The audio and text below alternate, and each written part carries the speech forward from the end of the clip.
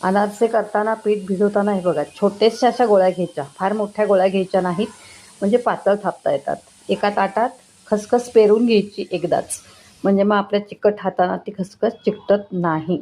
गोळ्या करताना छोट्या घ्यायच्या आणि असे पातळ थापायचे. हे बघा एकदम छोट्या गोळीचे खूप पातळ, कारण ते पुन्हा तळले की फुगतात असे. त्यामुळे असे एवढं मोठ्या गोळ्या घ्यायच्या नाहीत, छोट्या गोळ्या घ्यायच्या, पातळ थापायचे आणि कढई तापत ठेवायची. एकदा तेल तापलं की गॅस आपल्याला हवा तेवढा बारीक करून घ्यायचा, तो स्थिर ठेवायचा आणि मग छान तांबूस रंगावर असे अनारसे तळायचे. हे पदार्थ घरात आपण केले पाहिजेत. आपण केले तर मग मुलं खातात आणि आपला पारंपरिक प्रकार आहे हा. दिवाळीला आणि अधिक महिन्यात आपण हे करतो. हे बघा हे तळून झाले, छान दिसत आहेत ना. हे बघा याचं प्रमाण आपल्याला माहिती आहे ना. तांदूळ 3 दिवस भिजवून ठेवायचे. मी एक भांडभर घेतले होते.